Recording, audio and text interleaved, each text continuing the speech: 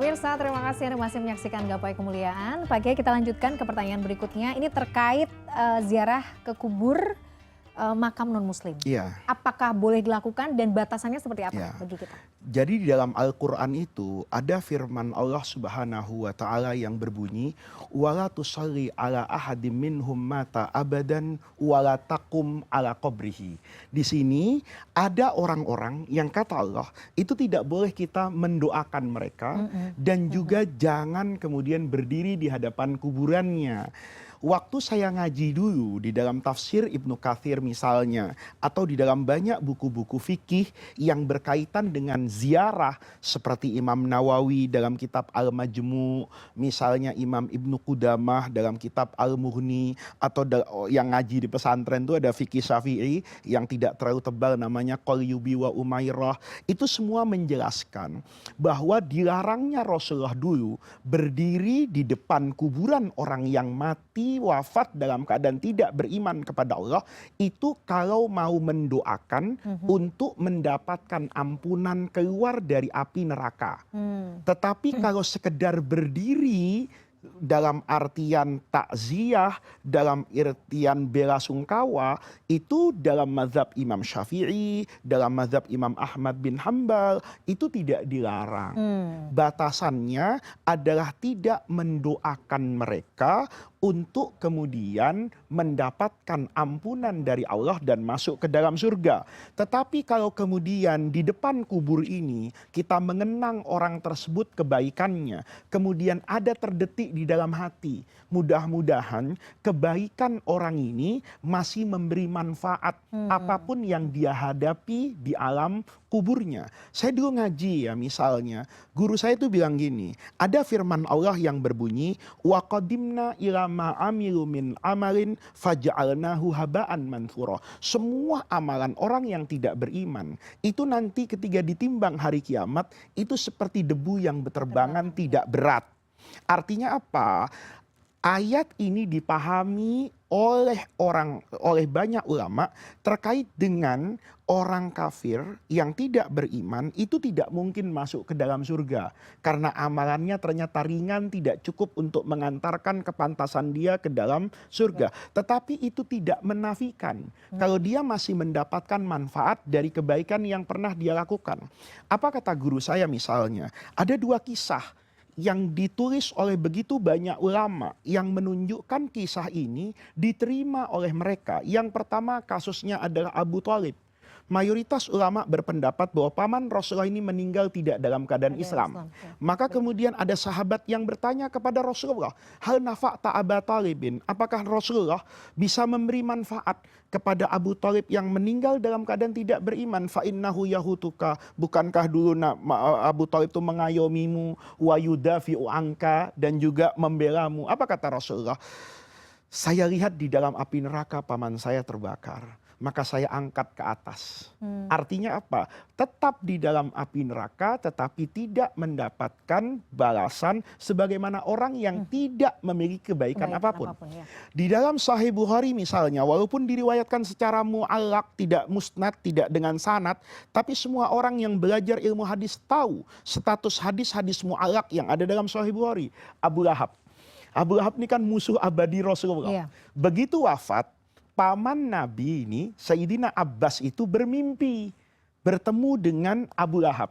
Maka ditanya, apa kabarmu hari ini Abu Lahab? Menjawab Abu Lahab itu dalam mimpi itu, lam alqa khairan ba'dakum.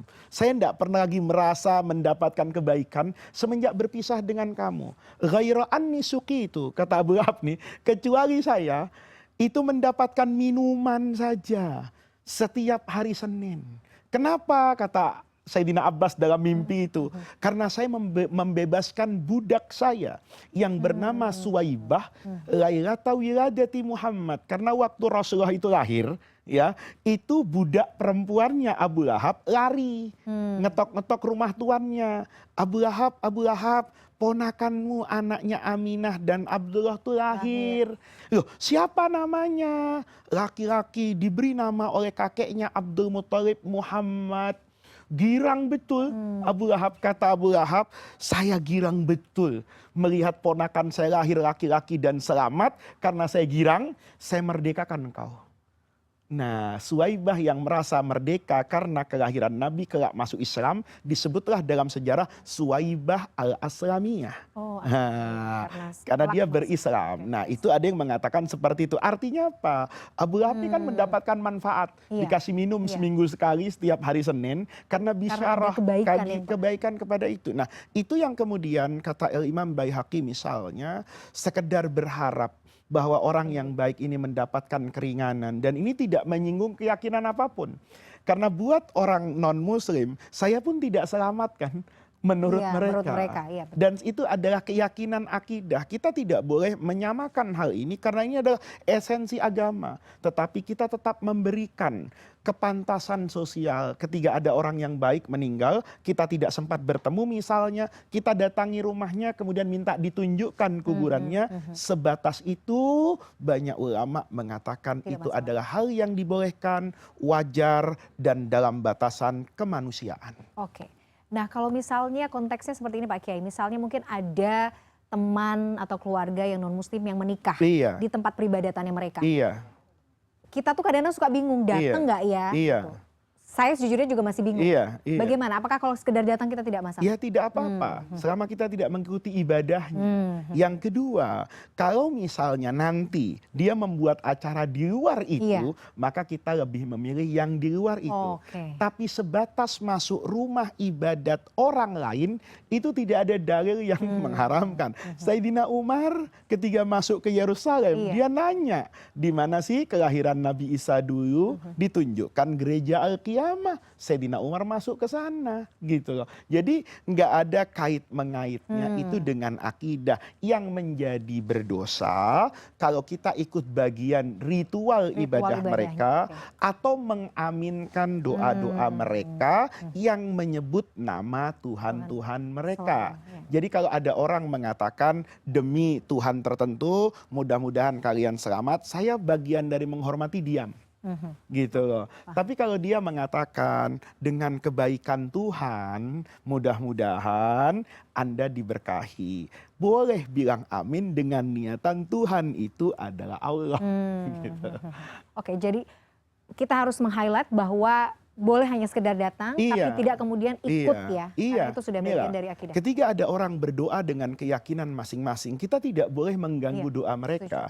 Tetapi ketika dijadikan doa itu doa bersama, maka kita harus diam ketika doa yang dibacakan itu bukan doa dari agama kita. Karena dia memanjatkan kepada Tuhan yang menurut saya itu bukan Tuhan saya. Anda mengaminkan jatuhnya musyrik. Karena seakan-akan menyamakan Allah dengan itu. Sederhana saja, tapi ada orang lain berdoa dengan keyakinannya. Saya tidak boleh mengganggu. Bahkan saya harus melindungi dia. Kalau dia sama baiknya kepada saya.